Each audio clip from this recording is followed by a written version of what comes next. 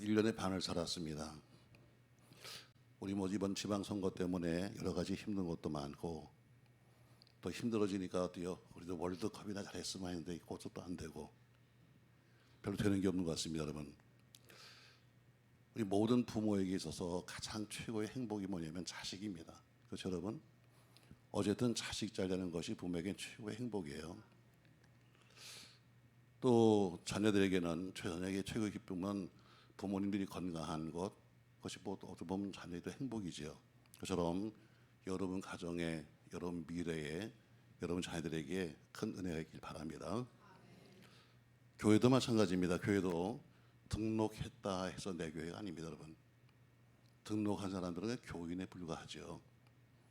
여러분이 다니고 있는 이 교회에 대해서, 섬기는 교회에 대해서 교회와 목회자와 혹은 성도 간에 사랑과 감사가 있을 때 비로소 한 교회의 성도가 되는 겁니다.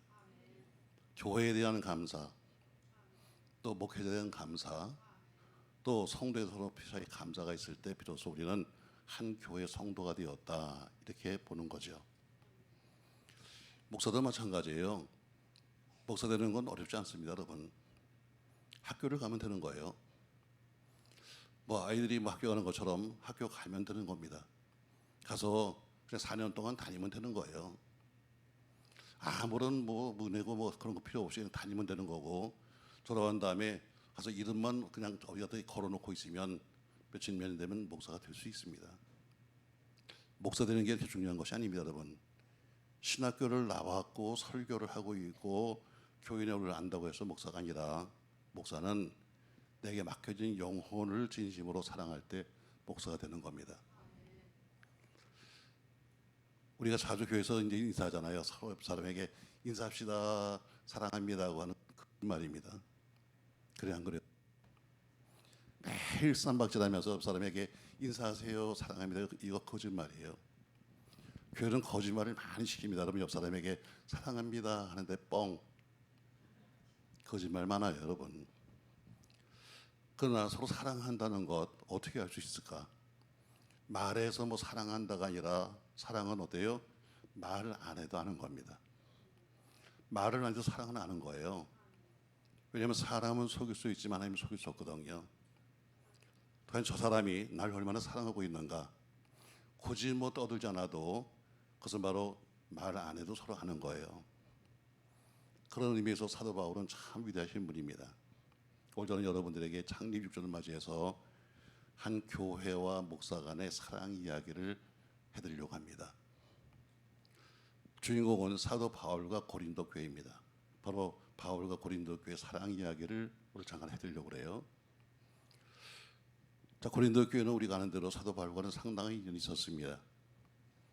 그 인연 때문에 또는 바울이 책망도 많이 했지요. 교회 속의 분파 문제, 난 아볼로파, 바울파, 베드로파는 이 분파 때문에 책망도 들었고, 또 교회 내의 음란 문제 때문에 책망도 들었고, 또 혼란한 은사 때문에 책망도 들었고, 여러 가지 책망을 들었습니다. 그 책망을 듣고 나서 오히려 그 책망의 편지가 계기가 되어서 바울과 고린도 교회는 마음에 기쁨을 줄 수 있는 교회로 바뀌었습니다. 전 그렇게 바뀌기 바랍니다. 할렐루야. 목회자의 책망을 했는데 책망 때문에 시험 드는 것이 아니라 오히려 그것 때문에 서로가 가고 있다는 거죠. 오늘은 고린도 후서입니다. 두 번째 편지죠. 이 편지 속에서 바울은 첫 번째 그동안의 고린도 교회와 자신과의 관계를 한번 돌아보고 있어요. 우리가 교회 생일을 맞이해서 한번 돌아봐야 됩니다. 오늘 어쩌면 이 성경은 우리 담임 목사이신 이 목사와 사모님과 그리고 여러분 성도들 간에 오연을 정리하면서 한번 묵상해야 될 문제입니다. 어쩌면 이 땅을 마감할 때 우리 모두가 한 번쯤은 읽어야 될 이야기예요. 늘 말씀합니다만 사람은 어떠하냐? 사람은 가장 중요한 것이 뭐냐면 늘 변함이 없어야 합니다. 사람은 늘 꾸준해야 돼요. 아멘 좀 해요? 여변덕을 떨지 말고 사람은 늘 꾸준해야 돼요. 특별히 목회자와 성도는 더 그렇습니다, 여러분. 바울이 위대했던 것은 바울은 늘 신앙생활과 삶이 같았어요. 그래서 위대한 거죠. 다시 말해 목사로서 했던 설교와 삶이 같은 거예요. 뭐 말은 뻔들이게 잘했는데 삶이 개판이 아니라 늘 했던 말대로 살았습니다. 크게 보면 그 바울이 위대한 게 두 가지인데요. 첫 번째는 늘 삶과 그 신앙이 같았다. 또 한 가지는 바울이 많은 교회를 개척했는데 어느 교회와도 관계가 좋았다는 거예요. 이거 힘든 겁니다, 여러분. 교회를 그렇게 많이 개척했는데 모든 교회와 관계가 좋았다? 이거 쉬운 게 아닙니다, 여러분. 저는 불과 교회를 한 몇 개 개척했는데 관계가 다 그렇게 좋은가? 그렇지 않습니다, 여러분. 왜? 여러 가지 사정 때문에 관계가 좋지 않을 때도 있어요. 근데 그렇게 사이가 좋았던 이유가 뭐냐면 바울과 교회가 바로 부모와 자식 같았기 때문입니다. 오늘 본문에 보니까 그 이유를 말씀하고 있어요. 그래서 오늘 전 여러분들에게 본문의 제목을 이렇게 잡았잖아요. 오늘 제목이 뭐예요, 여러분? 제목을 알고 가야지. 제목이 뭐예요? 서로의 자랑이 됩시다 했는데 제가 또 한 가지 적어보냈어요. 서로가 서로에게. 한쪽만 막 자랑하는 것이 아니라 서로가 서로에게. 저는 그래서 제목을 여기 두 개 보냈어요. 가로치고 서로가 서로에게. 자, 오늘 바울이 쓰고 있는 편지 속에서 지나간 과거의 전서에 나오고 있는 생활 속에서 그런 세 가지를 말하고 있어요. 저는 여러분 서로 자랑되기 바라면서 오늘 바울과 교회 관계를 한번 돌아보려고 합니다. 이렇게 된다면 우리 오송능력교회도 굉장한 교회가 될 겁니다. 자, 첫 번째, 자 12절 말씀 보시죠.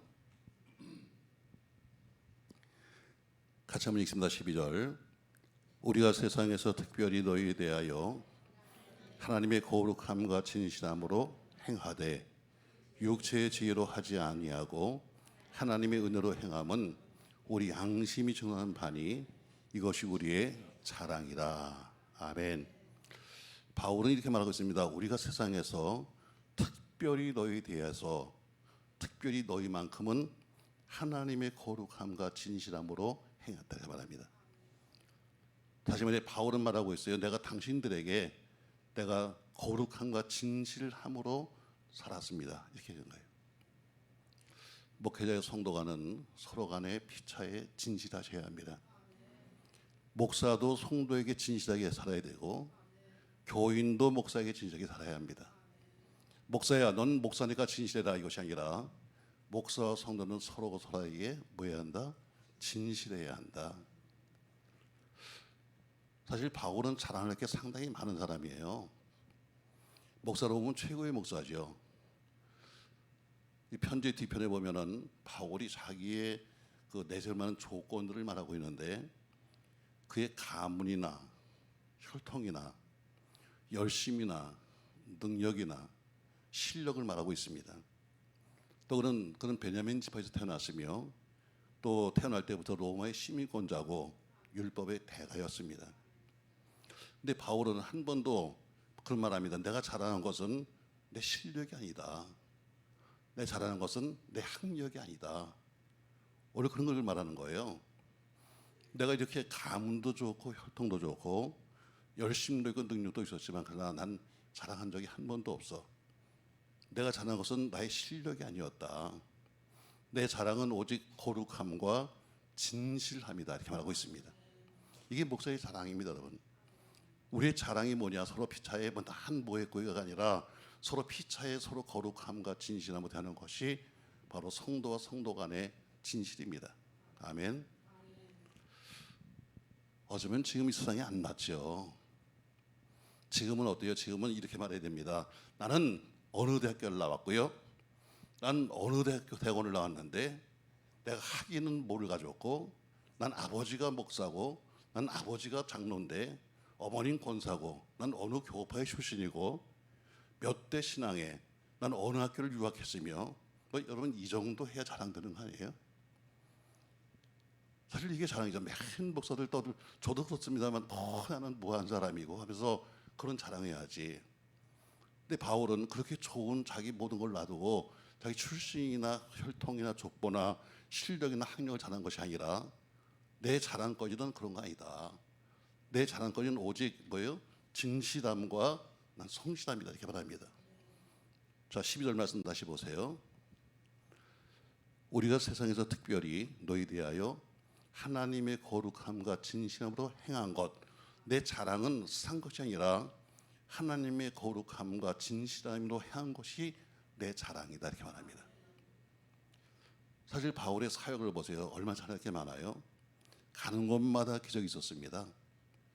병든 자가 일어났습니다. 앉음에 고침을 받았죠. 감옥의 옥토가 움직였습니다. 귀신이 쫓겨나갔어요. 그의 사역 보면은 놀랄만한 사건이 얼마나 많습니까, 여러분? 수많은 교회를 개척했고 수많은 열매를 맺었습니다. 근데 바울은 이런 것을 한 번도 자랑하지 않았습니다. 그리고 내가 자랑한 것은 오직 내가 고린도 교회에 대해서 내가 얼마나 진실하게 목회했느냐 이걸 자랑했습니다. 저는 이 평범한 진리가 오늘도 그대로 적용되고 믿습니다. 목사에게는 물론 실력이 필요합니다. 능력도 필요합니다. 인격도 필요하죠. 멋진 찬양도 필요합니다. 그다음에 심금을 울리는 설교도 필요합니다. 그래서 우리는 웅변도 가끔마다 배웁니다.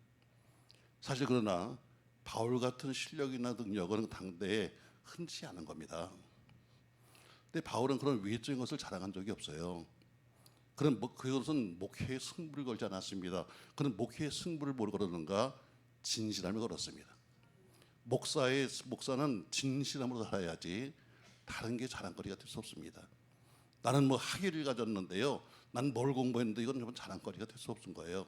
이건 자기를 위해서 한 거고 자랑은 뭐냐? 난 진실했다. 저 뒤에도 아멘. 진실했다. 얕은 수를 쓰면서 사실 뭐 저도 이 교회를 개척해 보니까요. 저도 동시에 우리 신도시가 생기니까 교회가 70개가 개척했어요. 한꺼번에. 거의 뭐 한두 달 사이에 70개가 생겼습니다. 69분이 목사님이고 신학생은 나는데 68개가 장로교회고 침례교 하나, 선교교 하나. 제일 작은 교회죠. 저희는 손바닥만 하니까. 그 당시 뭐 전도지가 다 전도할 수가 없으니까 다 신문제에 껴서 했습니다. 보면 볼만합니다. 부러웠습니다. 왜냐하면 다 목사는 서울대학 출신의 무슨 출신의 심지어 전도사까지 다 서서 하는데 자랑이 대단합니다. 근데 전 내세울 게 아무것도 없었습니다. 왜? 신앙의 가문도 아니었었고 알량한 신학교 나왔고 그렇다고 목사도 아니었었고 그렇죠 여러분. 어쩌면 가장 못한 교회예요. 그러나 지금까지 그 많은 교회에서 남은 교회는 저희 교회밖에 없습니다 여러분. 그렇게 자랑스럽게 떠들었는데 아무것도 아니에요. 바울은 말합니다. 난 얕은 수로 목회하지 않았다. 난 진실함으로 했다. 오직 했으면 내가 다른 사람의 텃밭은 가지 않아. 다른 사람이 복음을 증거한 것은 나 증거하지 않겠다. 그처럼 다른 교회의 텃밭, 다른 교회 교인은 훔쳐오지 않겠다라고 우리는 작정했습니다. 우리는 어때요? 우리는 다른 교회 교인 훔치려고 정신이 없잖아. 빨리 흔들어봐. 그래 어떻게 하면 뺏어올까? 요새는 교회 부흥이 아니에요. 우리 교회 부흥되면 다른 교회 뭐 이렇게 망하는 거예요. 그렇게 해서 뺏어다 내 교회에 채우면 되는 것 같잖아요, 여러분. 근데 바울은 말합니다. 나는 다른 교회 텃밭을 가지 않아. 오직 나는 한 가지였습니다.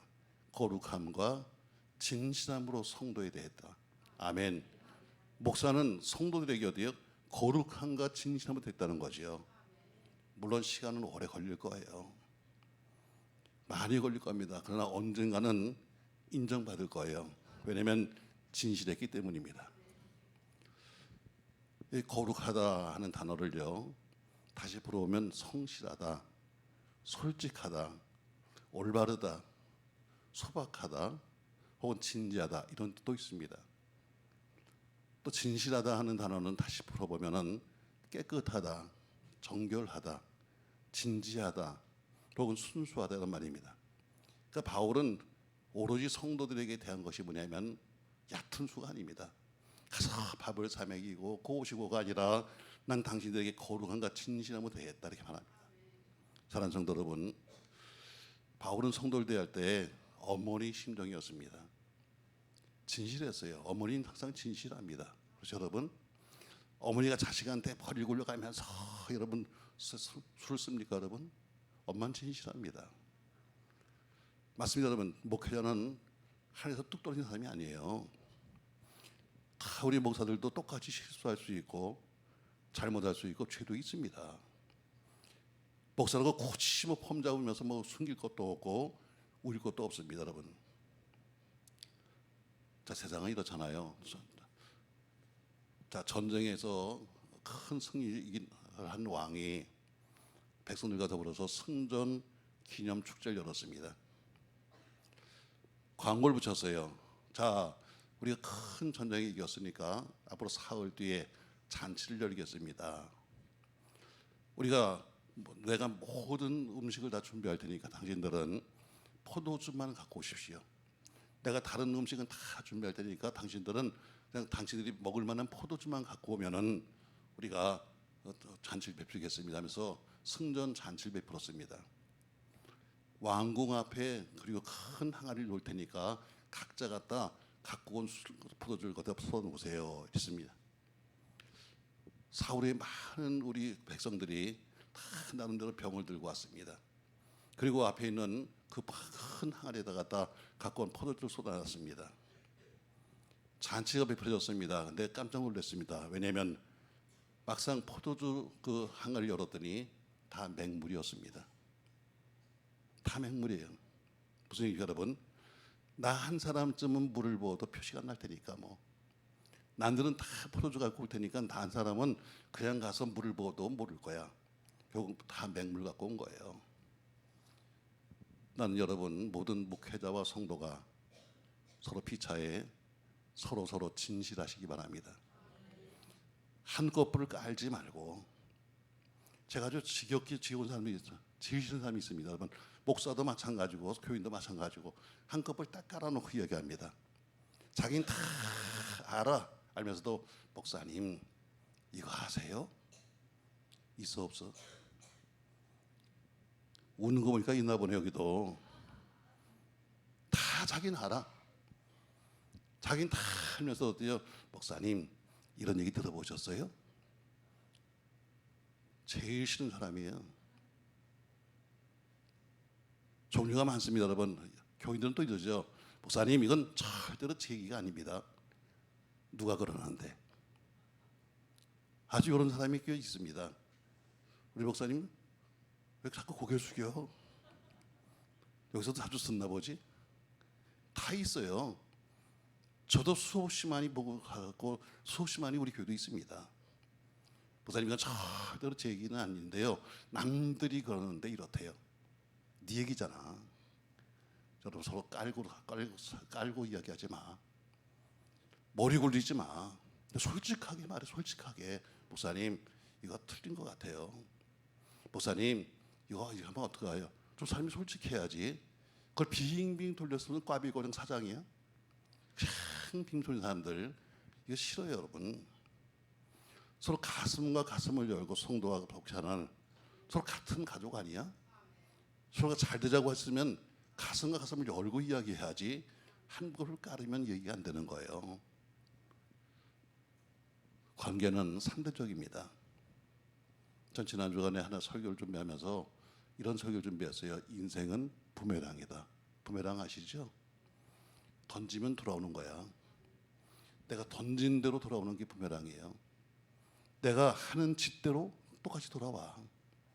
내가 남을 속이면 남도 날 속일 것이고 관계는 상대적이에요. 내가 진실하지 못하면 남도 진실하지 않아. 내가 이해득실을 따지고 있으면 남도 똑같이 계산하고 있어. 우리가 진실하신 하나님을 믿는 관계라면, 참이신 하나님을 믿는다면 우리 모두가 진실하게 살아야 될 줄로 믿습니다. 자, 오늘 바울은 첫 번째 나는 당신들에게 진실함으로 목회했습니다. 이렇게 말하고 있습니다.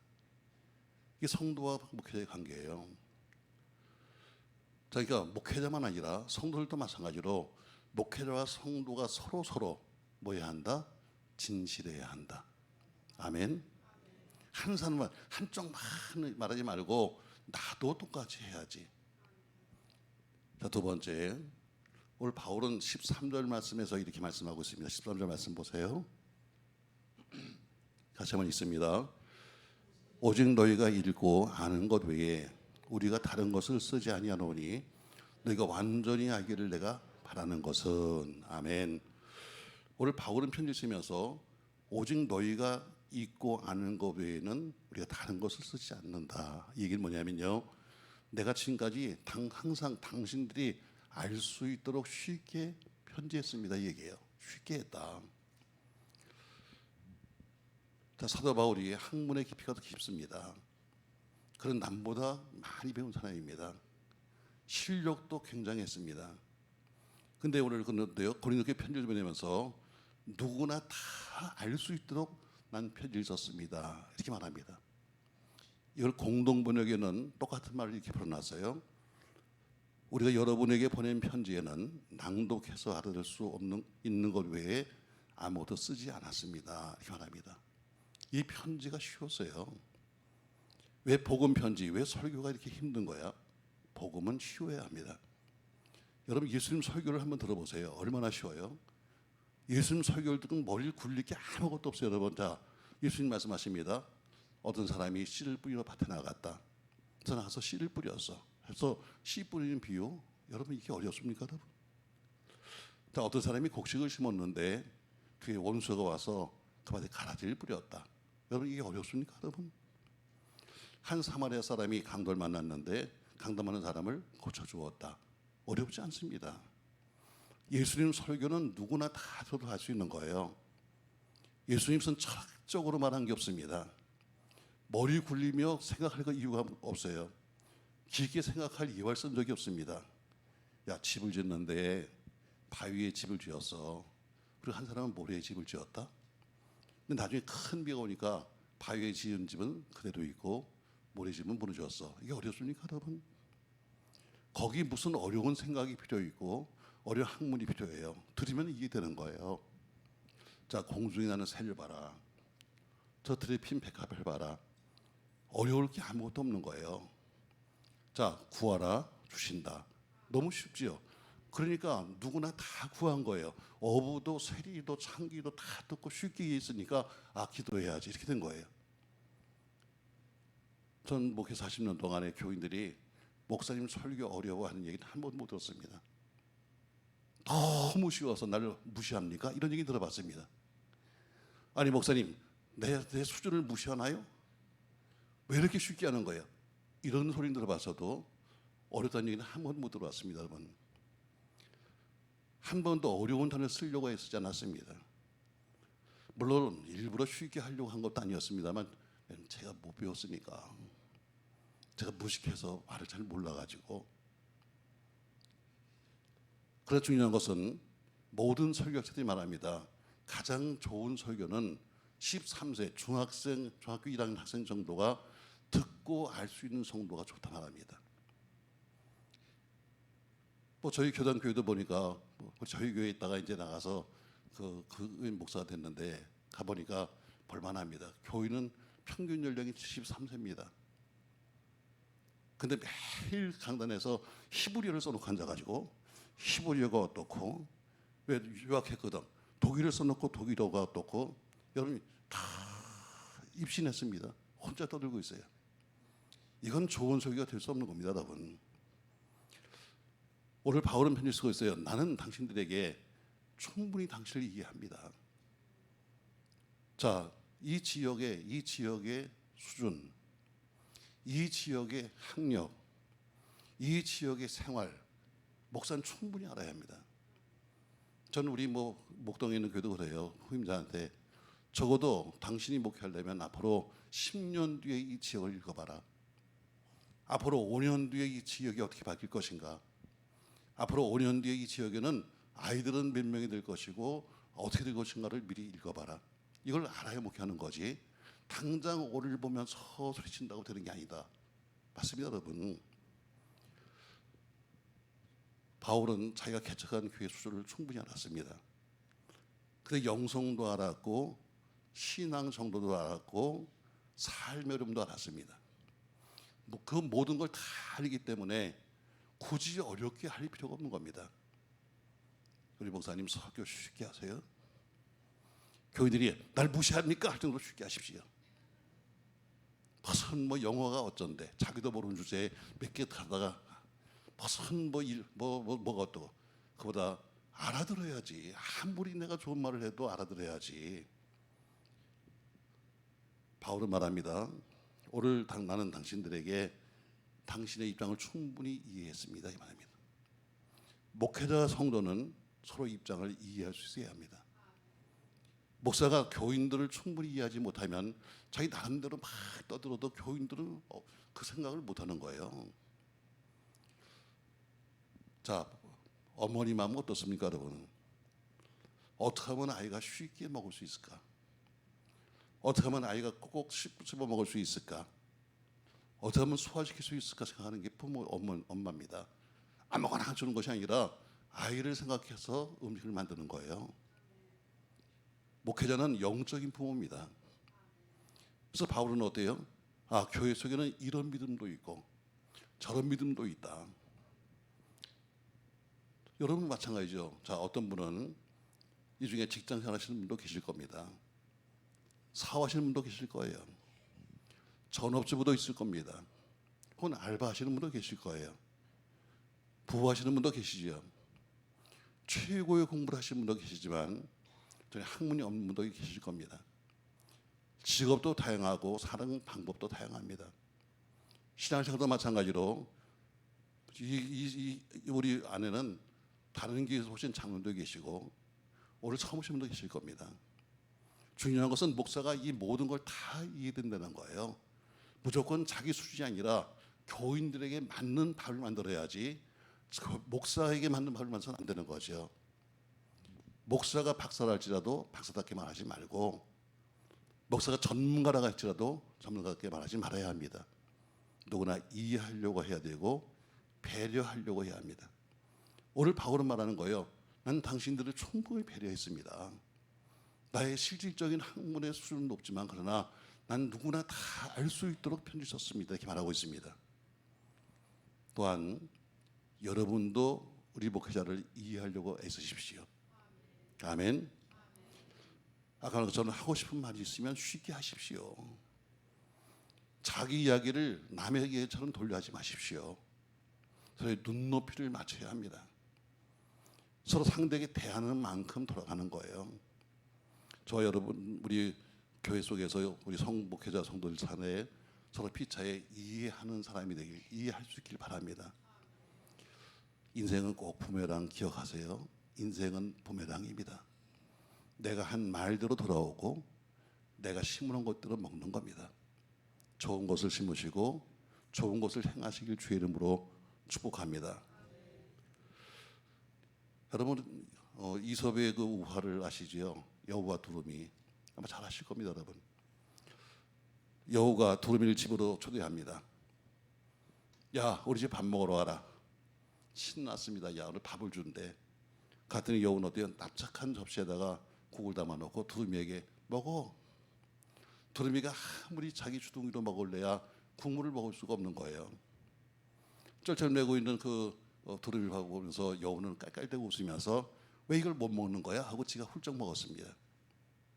나중에 여우를 초청했습니다. 두루미가. 두루미는 어때요? 이번엔 맛있는 고기를 끓여가지고 모의 긴 병 속에 집어넣어서 줬습니다. 여우가 먹으려고 아무리 혓바닥을 집어넣어도 못 먹는 겁니다. 아니 왜 이걸 못 먹는 거야? 하고 어때요? 두루미는 그걸 다 홀딱 먹어버렸습니다. 맞습니다, 여러분. 우리가 상대에게 어떻게 대하는가 그대로 받는 겁니다. 여러분 서로 피차에 목회자 성도 간에 서로의 입장을 이해할 수 있길 바랍니다. 노력하셔야 합니다, 여러분.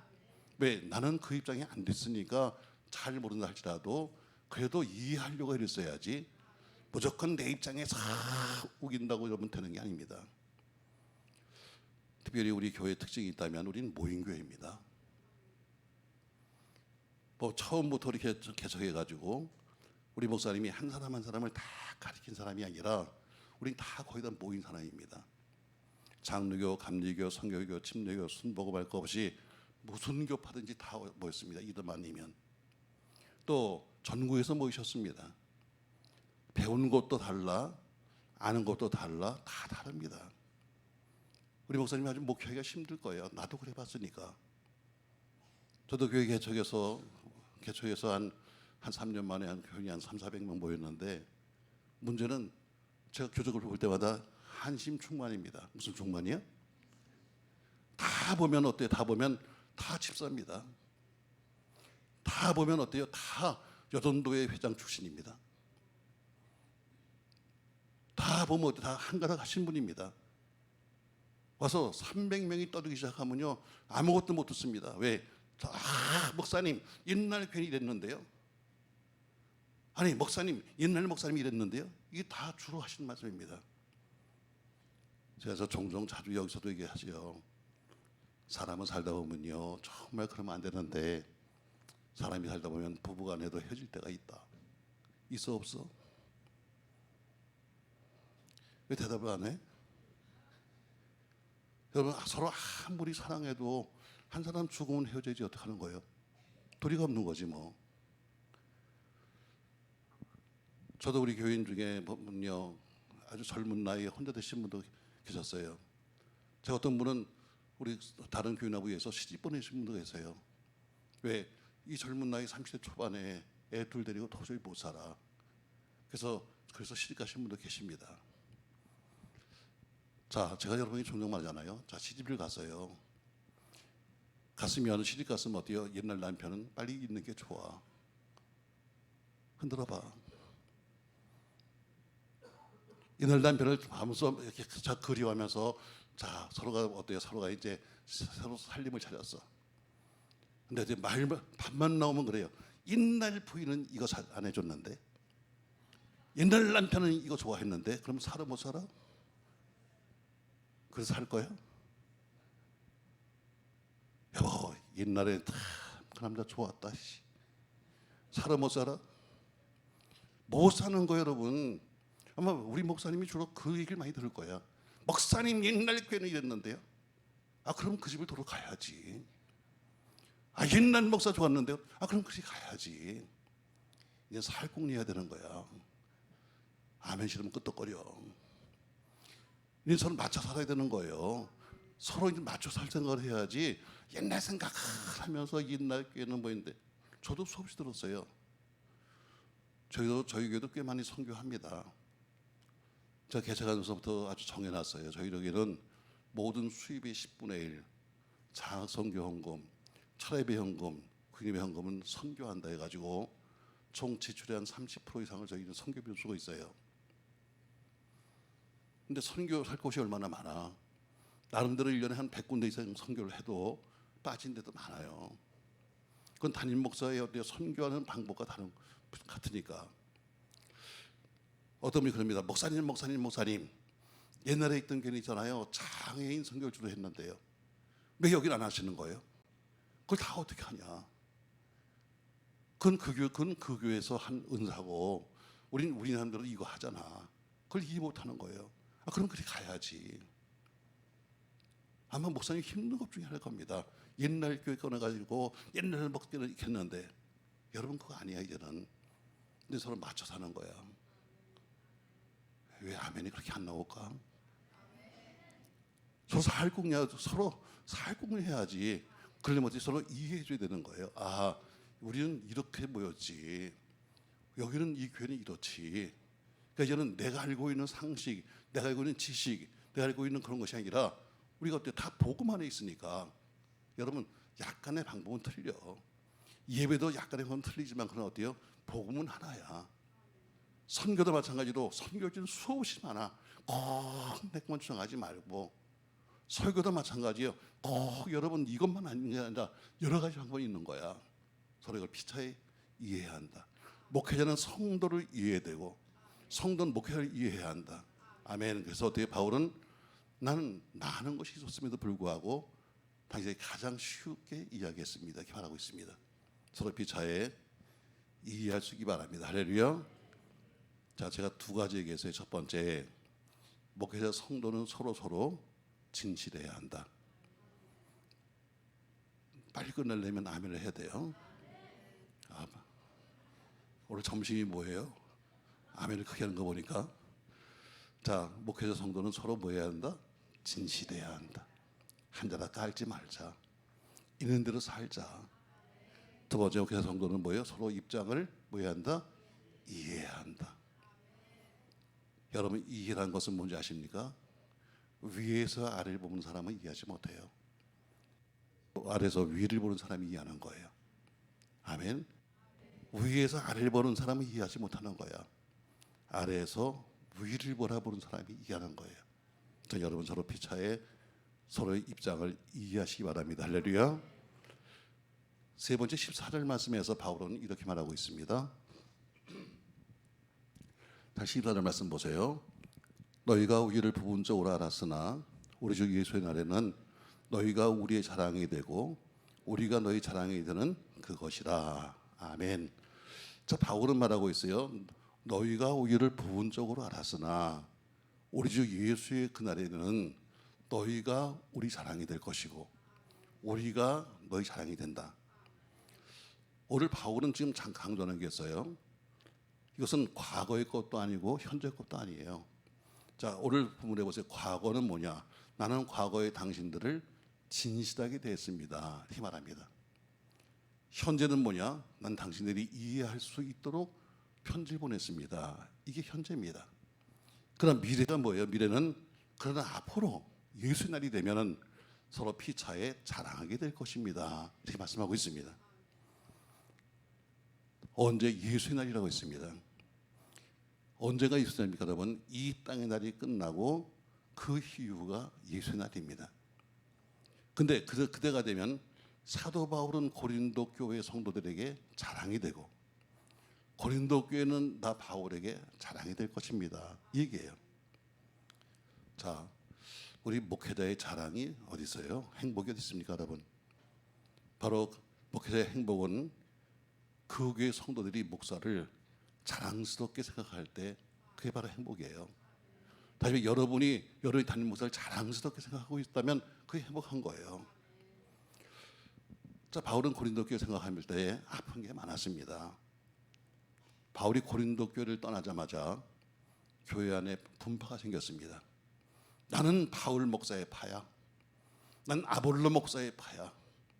나는 베드로의 파야 하면서 파바당이 생겼습니다. 가슴이 아팠어요. 지금은 파당 문제가 어느 정도 정리됐는데 또 문제가 생겼습니다. 그동안 바울이 가르친 복음 이외에 다 정면으로 배치되고 있는 이단 사설 같은 복음을 들고 와서 가짜를 들고 와서 그러면서 뒤에 바울이 가짜라고 우기는 겁니다.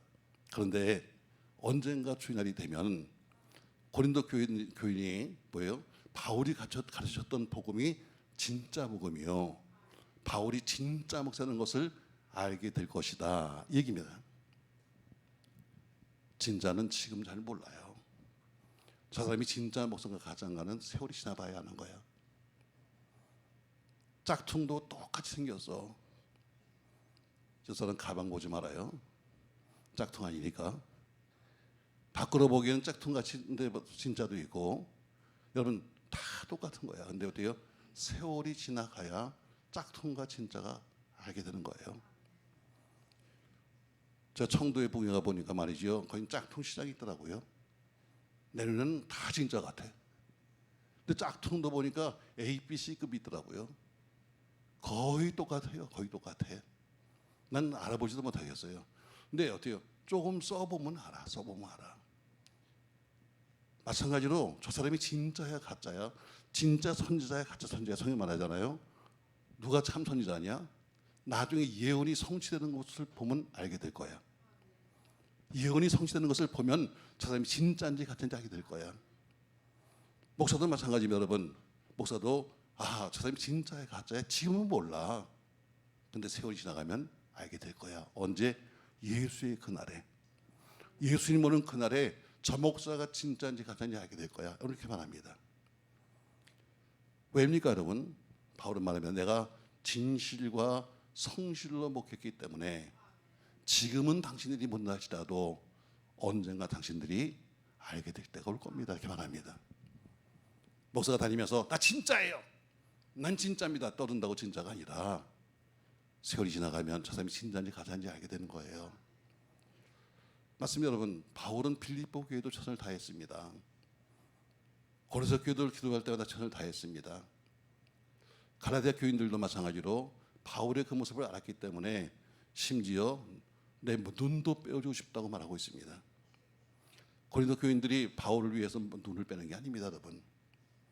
바울이란 남자를 위해서 눈을 빼는 것이 아닙니다. 바울이 전하고 싶었던 예수, 그 예수를 위해서 살고 있는 바울을 위해서, 그런 복음을 위해서 희생하겠다는 겁니다. 여러분, 이것이 언제 가능한가? 목회자 성도 간에 신뢰와 존경이 있을 때 가능합니다. 목사가 믿어질 때 가능한 거죠. 아, 우리 목사님 저 사람 먹고 살려고 하는 게 아니야, 주를 위해 하는 거지. 이런 신뢰가 됐을 때 성도가 헌신하는 거죠. 그래서 서로 신뢰와 서로 피차의 존경이 있을 때 서로가 가능한 것이고 자랑되는 겁니다. 목회자는 교회의 성도를 자랑해야 되고 성도는 목회자를 자랑하셔야 합니다. 사실 실제로 목사가 밖에 나가면 제가 목사니까 밖에 나가면 주로 하는 이야기가요, 교회 자랑이 아닙니다. 교회 욕입니다. 목사가 밖에 나가면 주로 하는 것이 교인 자랑이 아닙니다. 교인 욕입니다. 아유, 우리 교회에 있는 그 사람 있잖아, 아유 그것도 믿음이야, 개떡 같은 믿음 하고 목사들은 말하고 다닙니다. 목사끼리니까 많은 거죠. 여러분, 교인들이 모이면 어떠세요? 교인끼리 모이면 어때요? 교인끼리 모이면 교회 욕하고 목사 욕하는 게 일 아니요? 왜 아닌 것처럼 가만히 있어? 교인들끼리 모이면 그래, 무슨 교인들이 모이는 무슨 연합회니 무슨 감찰이니 나가면은 교인들은 그냥 앉아서 어때요? 교회 씹는 것과 목사 씹는 것이 재미지 뭐. 맞습니다 여러분. 그러나 그게 여러분 잘하는 게 아닙니다. 나가서 자기 집 욕하는 사람, 그게 행복하겠습니까? 나가서 자기 가정 욕하는 사람이 여러분 가족이 될 수 있습니까 여러분? 나가서 자기 아버지 욕하고 다니는 사람, 그게 자식이 될 수 있습니까 여러분? 나가서 자기 자식을 욕하는 사람, 애비가 될 수 있습니까? 그럼에도 불구하고 우리 교회와 목회자와 성도들은 어때요?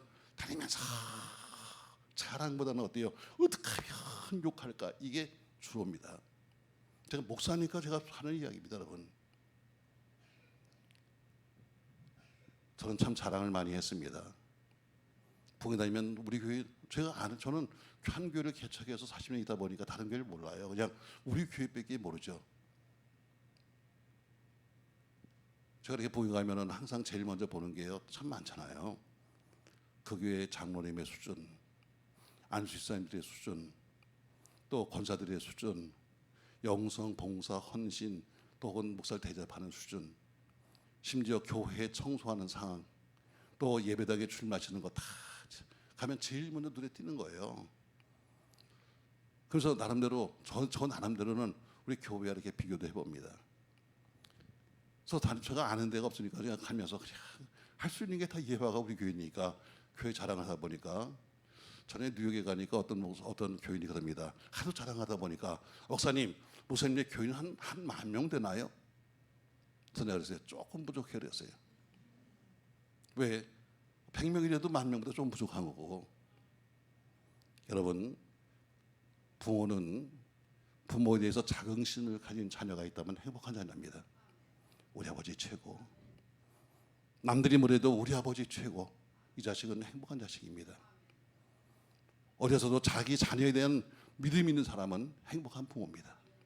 남들이 볼 때는 뭐라도 떠들어도 그래도 내 자식만큼은 하고 생각하는 부모가 있다면 행복한 거예요.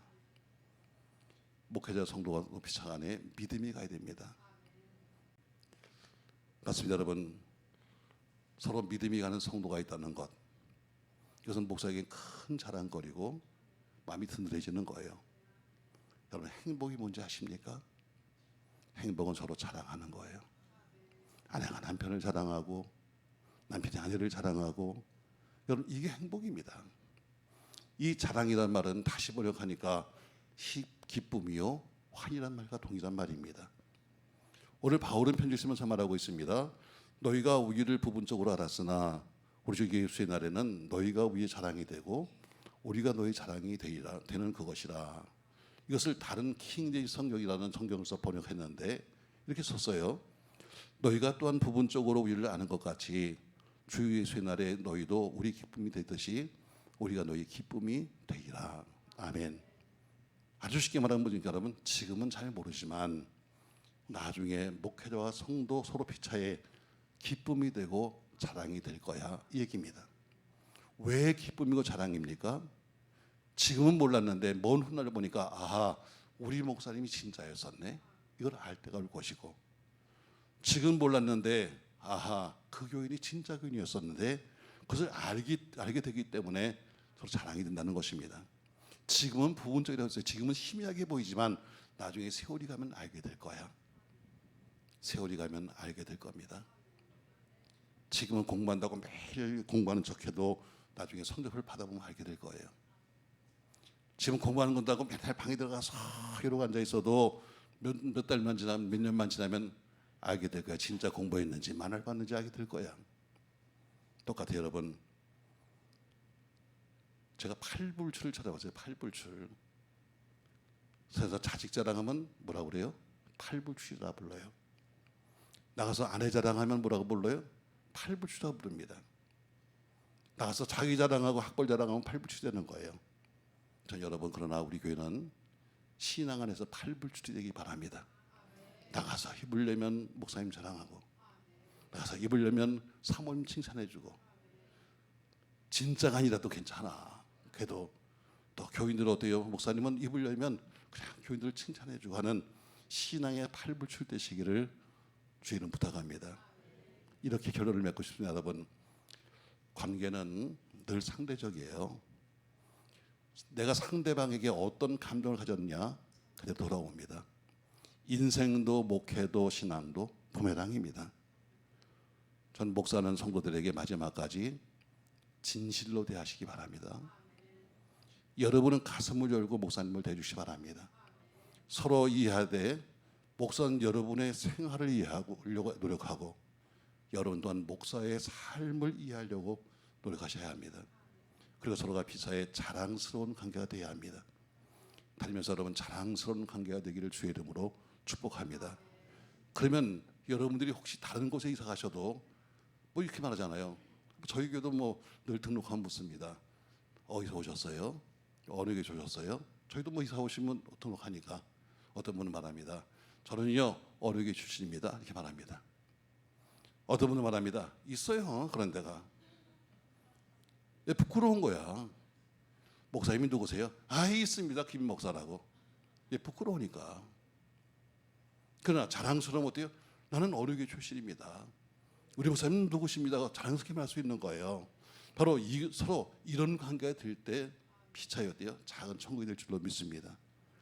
전 장육절을 맞이한 우리 교회에 세상에 할 일도 많지만 서로가 서로 때문에, 목사는 교회와 성도 때문에, 여러분은 교회와 목사님 때문에 더 자랑할 수 있는 행복한 교회가 되시기를 예수님의 이름으로 축복합니다. 자, 세 가지 말씀을 정리해 봅시다, 여러분.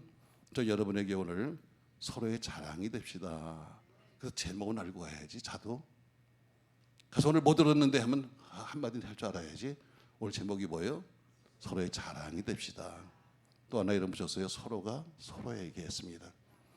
자, 첫 번째, 서로 뭐 해야 한다? 진실해야 한다. 목사만 진실한 것이 아니라 서로 피차에 서로 진실해야 한다. 두 번째, 서로의 입장을 이해하셔야 합니다. 세 번째, 서로 자랑이 되어야 합니다. 전 여러분, 우리 우성능력교회가 입만 열으면 서로 교회를 자랑하고 서로의 또한 신앙을 자랑할 수 있는 그런 믿음의 은혜가 있길 바라면서 여러분이 모두가 소문난 영적 팔불출이 되시기를 예수님의 이름으로 축복합니다. 자, 여러분, 세상에 숲이 많지만 나무가 아무리 훌륭해도 나무 한 개를 가지고 숲이라고 부르지 않습니다.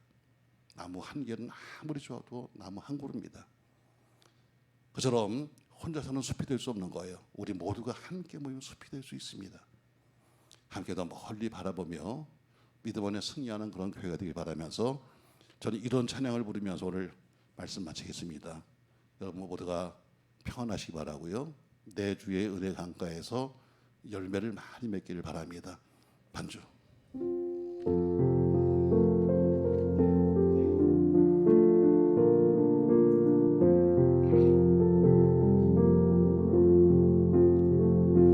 내 주의 은혜 강가로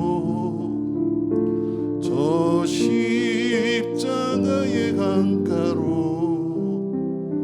내 주의 사랑 있는 곳 내 주 다시 한번 내 주의 은혜 강가로 내 주의 은혜 강가로 저 십자가의 강가로 내 주의 사랑 있는